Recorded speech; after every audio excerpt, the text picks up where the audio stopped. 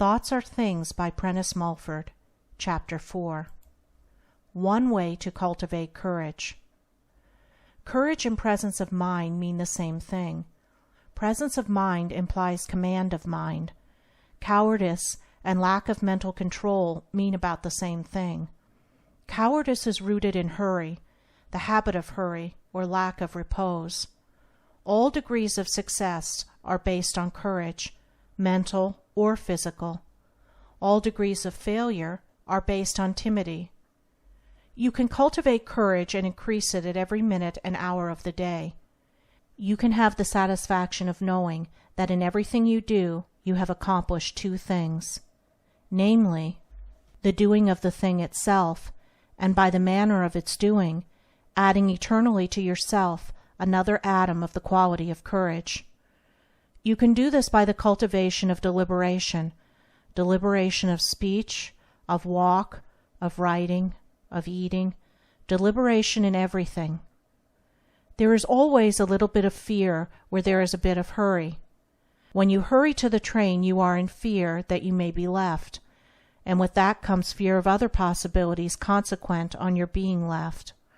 When you hurry to a party, to the meeting of a person by appointment, you are in fear of some ill or damage resulting from not being on time.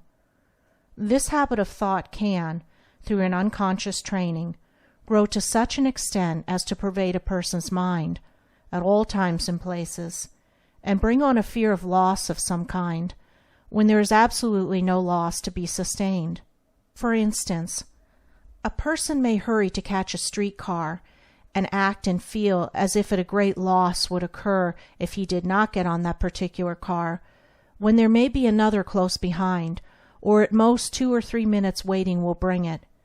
Yet the fear of waiting, those 3 minutes, grows to a mountain in size, and is in that person's mind a most disagreeable possibility.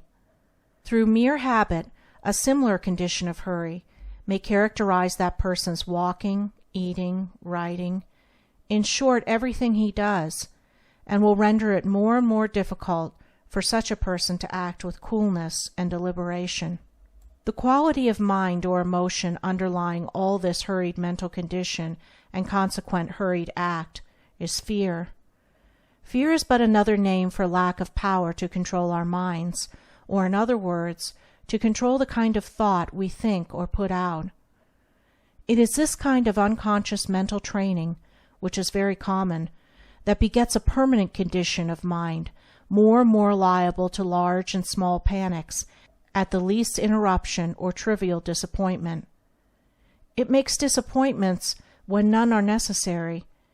It is the ever-opening wedge letting in more and more the thought current of fear. For if you so cultivate fear of one thing, you are cultivating an increasing liability to fear in all things. If you allow yourself to sit in fear for half an hour that the carriage may not call for you in time to get the boat or train, you are much more liable to be seized with a series of little panics at every trivial occurrence or obstacle occurring on that particular journey. In this way does this habit of mind enter into and is cultivated in the doing of so-called little things. You are writing or sewing, or engaged in the performance of some work which is intensely interesting to you, and in which you do not like to be interrupted. If sewing, you reach for your scissors which have dropped on the floor. You do this in a momentarily impatient mood, and with a spasmodic, jerky action. Your mind, as the phrase runs, is on your work. You will not take it off your work while you are reaching for the scissors.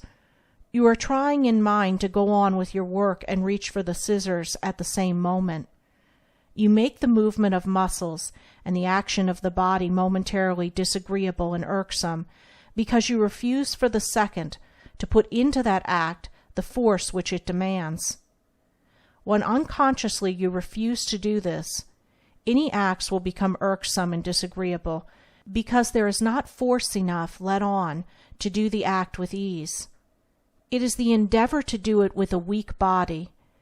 You have the power of throwing your force instantly into any muscle, so making the act easy and pleasant. This capacity for turning on force on any part you will increases through cultivating it.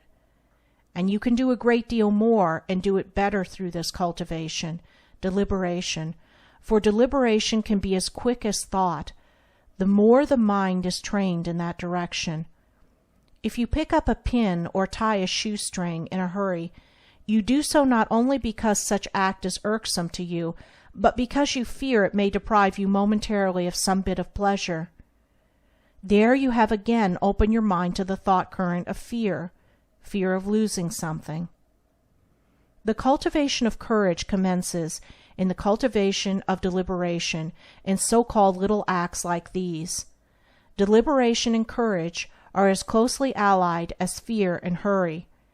If we do not learn to govern our force properly in the doing of the smallest act, we shall find such government far less easy in the doing of all acts.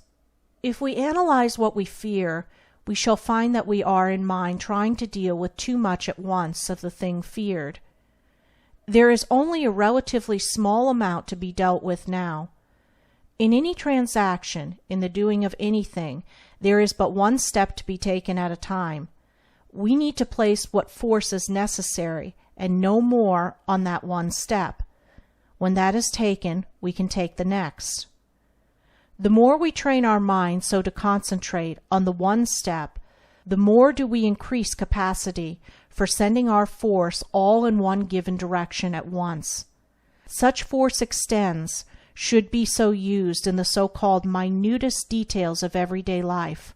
In this way deliberation and deliberate action become habitual, and we are in a sense unconsciously making ourselves deliberate, even as after long training in the opposite and wrong direction, we are unconscious of putting on the hurried frame of mind. Timidity is often the result of looking at too many difficulties or terrors at once. In material reality, we have to deal with but one at a time. If we are going to what we fear will be a disagreeable interview with a harsh, overbearing person, we are apt to go, occupying our minds with the whole interview, setting ourselves down in the very middle of it, and seeing it in a mind as necessarily trying or disagreeable. Perhaps we were thinking of it this morning while we were dressing, but it was then our proper business to dress. To dress was a necessary step for the interview, and to dress well also. Possibly it occupied our thoughts while eating, but it was then our proper business to eat and get all the pleasure possible from our food. That was another step. The more reposeful our eating, the more vigorous will become our taste, and the more strength will our food give our bodies. Possibly the fear of this interview was on us as we walked to the place appointed for it, but it was then our proper business to walk and get from our walking all the pleasure we could. That was another step. Pleasure is the sure result of placing thought or force on the thing we are doing now, and pain of some sort in both present and future is the certain result of sending thought or force away from the act which needs to be done at the moment. When we dress, eat, walk, or do anything with mind placed on something else, we are making the present act irksome. We are training to make every act irksome and disagreeable.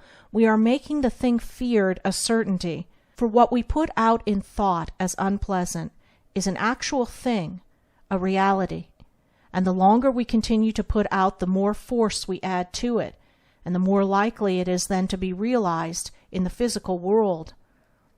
To bring us all we want and all we are seeking for, namely happiness, we need to have perfect control of our mind and thought at all times and places. One most important and necessary means for gaining this lies in the discipline regarding so-called little or trivial things, just as the discipline and movement of an army commences with the training of the private soldier's legs and arms. If you hurry and slur over these so-called petty details, you are the easier thrown off your guard or confused at unexpected occurrences, and in life it is the unexpected that is always happening. We need to keep our mind present with us. We want it always to be on spot, ready to use in any direction. Our thought is not on the spot when we tie a shoestring and think a mile from that shoestring, when we mend a pencil and dwell on one of tomorrow's cares. It is then away, and if it has for a lifetime been in the habit of so straying from the act in hand to act afar, it becomes more and more difficult to bring it back to use, and more difficult to use it promptly when it is brought back. Our thought moves from one thing to another with more than electric speed, and we can unconsciously train this quickness to be ever darting from one thing to another until it becomes almost impossible to keep it on one thing for 10 consecutive seconds. On the contrary, through cultivation of repose and deliberation in all things, we can train ourselves to mass and fasten our thought on anything as long as we please, to throw ourselves into any mood of mind we please, and to throw ourselves at will into sleep or semi-conscious, dreamy state as restful as sleep. These are very small parts of the possibilities for the human mind. There is no limit to its growth or the increase of its power, and no thing coming within the limits of our imagination but can be accomplished by it. The steps to these attainments are very small, very simple, and relatively easy, so simple and easy that some may reject them for that reason.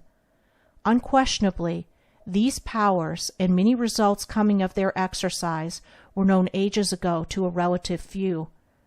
But any power or any condition of mind consequent upon it can be made more clear to an English-speaking people through the use of an English word or form of expression than by terms taken from other languages.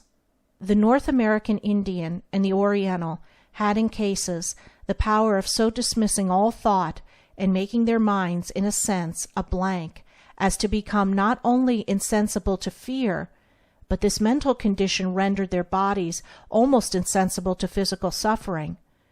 It was the power of inducing this mental condition which enabled the Indian, when taken captive, to withstand every device of torture inflicted by his captors, and to sing his death song under the infliction of fire and a slow process of bodily mutilation too horrible for description, and which very few of our race could endure without passing into the frenzy of agony. The Indian is far more reposeful and deliberate than the majority of our race, in both mental and physical movement. Unconsciously cultivating this repose, and living a life less artificial than ours, he increased his spiritual power, one sure result of which is the command of mind over body, which can lessen physical pain, and as an ultimate possibility, banish it altogether. Deliberation of movement, or in plainer English, movement of muscle so slow that our mind has time to follow it, gives one to think in great and small emergencies. But the lack of such training causes unconscious physical action. So confirmed becomes this habit that the body moves without us aware of it. Awkwardness, lack of address, lack of tact, are all due to this lack of command of mind caused by lack of deliberation, or in other words, a trained incapacity for taking time to think or plan the proper thing to do. The terror-stricken person, if the ship seems in sudden danger, runs up and down the deck with no purpose, and this physical action is an exact correspondence of the lifelong condition of his mind, whose thought has been ever so darting from one thing to another, just as the whim seized him. The more deliberate person, whose mind is trained to take time to think, and hold or concentrate its thought, holds himself steady, and so gives himself time to see what may be the opportunities for escape, and these two persons would pick up a pin in a very different manner and with a very different mental action and method. To train, then, for courage is to train for deliberate movement in all things, for that is simply training to mass, and hold your force in reserve, and to let out no more than is needed for the movement. No quality of mind is more needful to success in all undertakings than courage, and by courage I mean not only courage to act, but courage to think. In everyday business, Thousands dare not think of taking a step which would involve an outlay of money above the average of their expenditure. They are appalled at mention of so large a sum. They will not, out of pure fright, entertain the idea long enough to familiarize themselves with it. Now if they reserve this mental action, and instead of immediately giving away out of lifelong habit to this fright, would take time and allow the thought to rest in their minds, instead of driving it out, there would in time come to them ideas concerning ways and means for meeting the additional expense, and thereby making a larger sum of money in the same time it took to make a small sum. For instance, you say to the woman who goes out to wash by the day and has never done anything else, "Mrs. A, why don't you start a laundry? You can make a great deal more money so in doing." "I start a laundry? Where in the world is the money coming from to start a laundry?" is her reply. Here the woman, instead of entertaining your idea, gives way immediately to fright concerning what seems to her the immense sum required, and following the same unreasoning, headlong, panicky style of thought, sets up in a moment an opposition to your proposition. She dares think only of working for day's wages, as she is called upon by those who hire her. And thousands, for this reason, dare not think, or find it disagreeable for them to think, of getting into some broader, more responsible, and more profitable sphere of business, because they bunch at once all possible difficulties into a mass, and out of mere habit will only look at that awful and imaginary bunch. But Mrs. C, the more deliberate washerwoman, hears your proposition and entertains it. In time she says to herself, "Why should I not start a laundry? Other people have and have succeeded." She lives in the idea, talks to one and another about it, and finds out how they started. The longer she keeps in this current of thought, the more plainly does she see the ways and means by which other people have set up for themselves. Finally the idea so grows upon her that she takes some step toward that end, and then another, and so by degrees drifts into the business. A person is cool and collected in face of any great danger, because he has the power of holding his mind to the thing to be done on the instant. Cowardice has no such power, and can see in mind not only the source of danger, but a score of possible results which may or may not happen to him.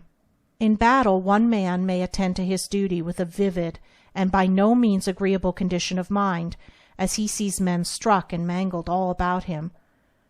But the force or thought he can bring to bear on the performance of his duty is greater in amount than that coming of the realization of the slaughter around him, and commands and holds his body to his post. The man who runs, or would if he had the chance, cannot fix his mind on anything but the fearful possibilities of the moment. In the so-called trivial act of picking up a pin, or threading a needle, or opening a door, I do not argue that all one's force or thought should be placed on the act, but only enough to perform the act well enough, while the rest is kept in reserve. It is in substance the same as in picking up a weight. You would not try to expend the force in lifting 1 pound that you would in lifting 50 pounds. You do expend a great deal more force in the act of picking up a pin when your mind is preoccupied with something else. For you are then trying to do 2 things, or lift 2 weights at once.